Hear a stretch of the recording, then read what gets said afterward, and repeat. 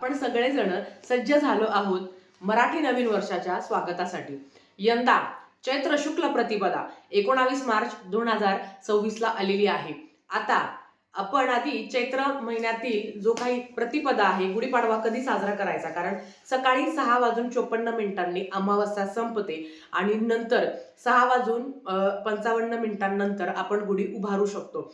मराठी नवीन वर्ष ह्याच दिवशी आपण साजरी करत असतो। ह्याच दिवसापासून खऱ्या अर्थाने मराठी नवीन वर्ष सुरू होतं आणि असं म्हटलं गेलं आहे की ब्रह्मदेवाने सृष्टीची उत्पत्ती ह्याच दिवशी केली होती।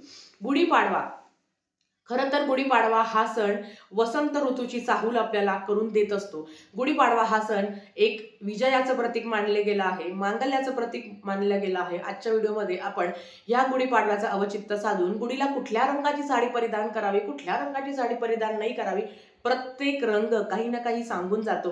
त्या संदर्भातली माहिती आज आपण बघणार आहोत। नमस्कार सर्वांना, श्री स्वामी समर्थ। तुम्हा सगळ्यांचं आपल्या चॅनलमध्ये खूप खूप मनापासून स्वागत। गुढीपाडवा याचा अर्थ सांगते। गुढी म्हणजे काय, तर स्वातंत्र्याचा ध्वज आणि पाडवा म्हणजे विजयाचा ध्वज। अतिशय सुंदर अशा या अर्थाने गुढीपाडवा आपण साजरी करत असतो। गुढीपाडवा 3.5 मुहूर्तापैकी अख्खा एक मुहूर्त आहे। या दिवशी आपण खरेदी करत असतो, बऱ्याच काही गोष्टी करत असतो आणि याला कुठलाही मुहूर्त बघितला जात नाही। गुढीपाडवा हा महाराष्ट्रात खूप मोठ्या प्रमाणात साजरी केला जातो आणि प्रत्येक ठिकाणी गुढीपाडवा, प्रत्येकाच्या घरात गुढी उभारली जाते आणि प्रत्येक जण शोभायात्रा काढत असतो। जेव्हा आपण गुढी उभारतो तेव्हा त्याला साखरेची गाठी, कडुलिंबाचा पाला प्रसाद म्हणून खाल्ला जातो आणि विजयाची शोभायात्रा काढली जाते। आता बघा, गुढीपाडवा चैत्र महिन्यातील शुक्ल पक्षातील प्रतिपदेला येतो, जो वसंत ऋतूच्या आगमनाची चाहूल किंवा संकेत आपल्याला देत असतो। याच्या मागचा इतिहास काय आहे, तर आधी असं म्हटलं गेलं आहे की शालिवाहन राजाने शंकावर मिळालेल्या विजयाचे प्रतीक म्हणून गुढी उभारली होती, किंवा प्रभू श्रीरामांनी वालीचा वध करून सुग्रीवाला राजा बनवले होते आणि बळीच्या दहशतीतून लोकांना मुक्त केले होते, म्हणून आपण गुढीपाडवा सुद्धा साजरा करत असतो। त्याच्याच बरोबर ब्रह्मदेवाने सृष्टीची उत्पत्ती सुद्धा ह्याच दिवशी केली होती, म्हणून 3.5 मुहूर्तापैकी एक अख्खा हा मुहूर्त मानला गेला आहे।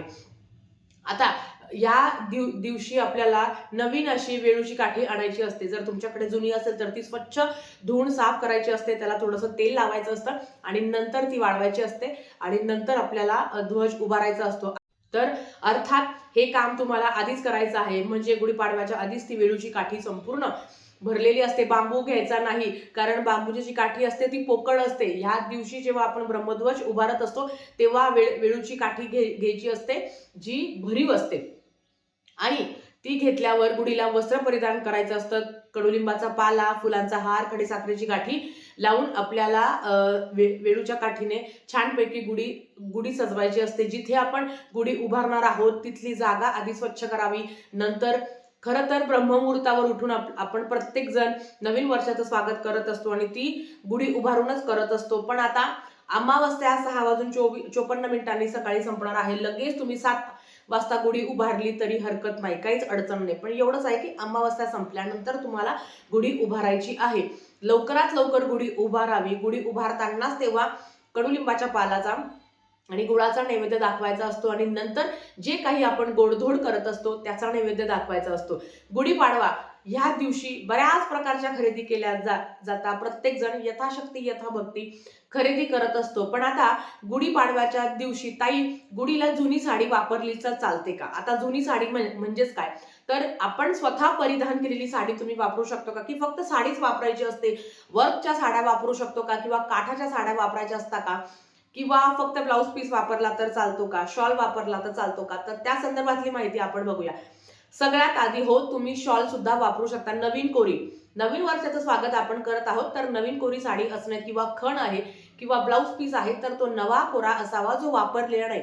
साडी सुद्धा नवीन कोरी असावी, तुम्ही न वापरलेली साडी, किंवा मागच्या वर्षी जी तुम्ही गुढीला उभारली होती साडी, जी तुम्ही वापरलेली नाही आहे, ती फक्त तुम्ही गुढीपाडव्यासाठी वापरता, तर नक्कीच तुम्ही ती साडी वापरू शकता। आता मराठी माणूस म्हटलं तर काठपदर, सिल्कच्या साड्या त्याचा आणि आपलं एक जवळचं नातं आहे।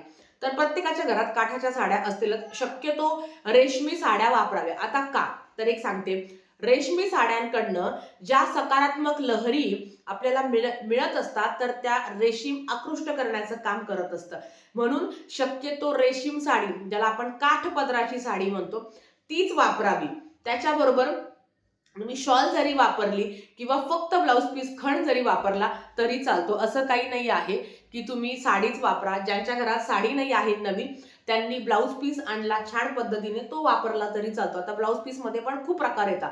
तुम्ही प्लेन ब्लाऊज पीस वापरू शकता किंवा जे काही ब्रॉकेटचे ब्लाऊज पीस येतात ते सुद्धा तुम्ही वापरू शकता. तुमच्याकडे जसं असेल तसं तुम्ही करू शकता. एवढंच आहे की कुठलाही रंग, भगवा रंग, आपला भगवा रंग हे विजयाचं प्रतीक मानलं गेलं आहे, शक्तीचं प्रतीक मानलं गेलं आहे. तर अर्थात भगव्या रंगाची साडी जर तुम्ही परिधान केली गुढीला तर अतिशय उत्तम. भगवा रंग शक्यतो लोक वापरतात कारण ते विजयाचं प्रतीक आहे. आपण जेव्हा ब्रह्मध्वज, गुढीपाडवा म्हणजेच काय, गुढी उभारणं म्हणजेच काय, तर ब्रह्मध्वज हे विजयाचं प्रतीक मानलं गेलं आहे. तर भगव्या रंगाची साडी जर तुमच्या घरात असेल तर अतिशय उत्तम. नसेल तर गडद पिवळा रंग, गडद पिवळा तो सुद्धा एक प्रकारचा भगवाच आहे. भगवा रंगामध्ये येतो. तो गडद पिवळ्या रंगाची साडी सुद्धा तुम्ही परिधान करू शकता किंवा कुठल्याही पिवळ्या रंगाची साडी तुम्ही परिधान करू शकता. त्याच्याबरोबर लाल, हे आध्यात्मिक लाल कलर हा आध्यात्मिक दृष्ट्या सुद्धा खूप महत्वाचा मानला गेला आहे. विजयाचं प्रतीक, शक्तीचं प्रतीक मानलं गेलं आहे. तुम्ही लाल रंगाची साडी सुद्धा तुम्ही गुढीला परिधान करू शकता किंवा लाल रंगाचं ब्लाऊज सुद्धा तुम्ही गुढीला परिधान करू शकता. नंतर येतो हिरवा, जो निसर्गाचा आवडता कलर आहे. होय, तुम्ही हिरव्या रंगाची साडी सुद्धा तुम्ही गुढीला परिधान करू शकता. तुम्ही गुलाबी रंगाची साडी सुद्धा तुम्ही गुढीला परिधान करू शकता. काही ठिकाणी पांढऱ्या रंगाची साडी परिधान केली जाते. खरं सांगू का, तर पांढरा रंग सुद्धा चालतो. पांढरा रंग हे शांततेचं प्रतीक आहे. तुमच्या घरात पूर्ण पांढऱ्या रंगाची शॉल असेल ती पण तुम्ही गुढीला परिधान करू शकता. सगळे रंग निसर्गाने बनवलेले आहे. सगळे रंग शुद्ध आहे, सगळे रंग तेवढे पवित्र आहे. सगळ्या रंगाची आपापली वैयक्तिक अशी खासियत आहे. प्रत्येक रंग तुम्हाला काही ना काही परिधान करत असतो. प्रत्येक रंग हा तुमचा ऑरा क्लिअर करत असतो. म्हणून कुठलाच रंग वाईट, कुठलाच रंग चांगला असं नाही. तुमच्या घरात जो रंग असेल तो तुम्ही परिधान करू शकता. पण कसं, भगवा झालं, हिरवा झालं, लाल झालं, पिवळा झालं, गुलाबी झालं, निळा झालं, हे सुद्धा तुम्ही, किंवा आकाशी कलर हे सुद्धा तुम्ही लावू शकता. प्रत्येकाचं प्रतीक आहे. प्रत्येक आपापलं स्वतःचं वर्चस्व गाजवत असतं. फक्त काळ्या रंगाचं कुठलंच तुम्ही स्वतःही घालू नका किंवा तुम्ही तुमच्या गुढीला पण घालू नका. आपल्या हिंदू धर्मामध्ये काळा रंग हा वर्ज्य मानला गेला आहे. आता काळा रंग म्हटलं तर तो आपल्याला खूप जास्त आवडतो. तुम्ही आपण एरवी पण काळ्या रंगाचे कपडे किंवा साड्या, महिला संक्रांतीला आपण काळाच रंग आपण घालत असतो. पण जेव्हा गुढीपाडवा येतो, जेव्हा तुम्ही ब्रह्मध्वज उभारत असता, तेव्हा कुठल्याही काळ्या रंगाची साडी, कारण ते नकारात्मकतेचं प्रतीक आहे, तर कुठल्याही काळ्या रंगाची साडी, ब्लाऊज पीस किंवा शाल तुम्हाला परिधान करायची नाही. बाकी तुम्ही कुठल्याही रंगाची साडी घालू शकता, कुठलाही रंग तुम्ही वापरू शकता.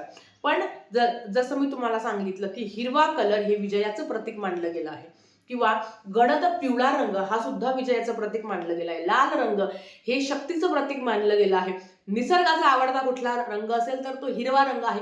पूर्ण आपलं जर तुम्ही बघितलं तर आपला निसर्ग हा संपूर्ण हिरव्याने व्यापून गेला आहे. तर तुम्ही हिरव्या रंगाची साडी घालू. पांढरा रंग सुद्धा तेवढाच महत्वाचा आहे. तुमच्याकडे असेल तर तुम्ही पांढऱ्या रंगाची सुद्धा साडी परिधान करू शकता. काहीच अडचण नाही. फक्त एवढं आहे की काळ्या रंगाची साडी तुम्हाला परिधान करायची नाही आहे. गुढी जेव्हा आपण ब्रह्मध्वज उभारतो तर ही शक्यतो लवकरात लवकर 7-8च्या आत गुढी उभारायची असते. जो ब्रह्मध्वज आहे, जो नवीन वर्षाचं स्वागत, शोभायात्रा काढल्या जातात. खूप छान. जर तुम्ही खूप भाग्यवान आहात, जर तुम्ही ह्या शोभायात्रा जर तुम्ही सहभागी होत असाल तर सकाळी शोभायात्रा निघत असते. नवीन वर्षाचं स्वागत आपण शोभायात्रा काढून करत असतो. मग त्याच पद्धतीने आपण जर शोभायात्रा काढू नाही शकत, कारण बऱ्याच ठिकाणी असं असतं की 11 आणि 12 वाजता गुढी उभारली जाते आणि लगेच ती अर्धा पाऊण तासाने काढलीच जाते. तर तसं नाही आहे. गुढी लवकरात लवकर उभारायची असते आणि अर्थात गुढी ही सूर्यास्ताच्या आधी काढायची असते. दुपारी गुढी काढायची नाही. सूर्यास्ताच्या आधी, प्रदोष काळाच्या आधी, जेव्हा सूर्य हा मावळतो तेव्हा ती गुढी काढायची असते आणि नंतर ती गुढी काढण्याच्या पण आधी त्याला नैवेद्य दाखवायचा असतो, तिची पूजा करायची असते आणि नंतर ती गुढी काढायची असते. नंतर ती एका जागी ती शांततेत ठेवायची असते, कारण ह्या गुढीतून पण खूप सकारात्मक लहरी मिळत असतात. तुम्हाला तेच सांगते की चैत्र शुक्ल प्रतिपदा गुढीपाडवा ब्रह्मदेवाने सृष्टीची उत्पत्ती ह्याच दिवशी केली होती, म्हणून ह्या दिवशीला अनन्यसाधारण महत्व आहे. म्हणून काठाच्या साड्या वापरण्याचा प्रयत्न करा की जेणेकरून ज्या काही सकारात्मकता लहरी या या निसर्गातून आपल्याला मिळणार आहे त्या आपल्यापर्यंत आकृष्ट होण्यासाठी ती काठाची साडी महत्वाची असते. अर्थात तुम्ही जुन्या साड्या न वापरलेली, फक्त मागच्या वर्षी तुम्ही गुढीला वापरली होती ती साडी तुम्ही परत वापरू शकता, हरकत नाही. नसेल बजेट किंवा नसेल घरातही नवीन साडी, तर तुम्ही ती जुनी साडी, जुनी नाही म्हणता येणार, पण ती मागच्या वर्षाची साडी जी तुम्ही गुढीला उभारली होती तीच तुम्ही आता सुद्धा उभारू शकता. तर आजच्यासाठी फक्त इतकंच. झालेली सेवा महाराजांच्या चरणी मी रुजू करते आणि आजचा व्हिडिओ इथेच थांबवते. आवडला असेल तर लाईक शेअर सबस्क्राईब करा. भेटूया परत अशाच एका नवीन व्हिडिओ सोबत. तोपर्यंत श्री स्वामी समर्थ.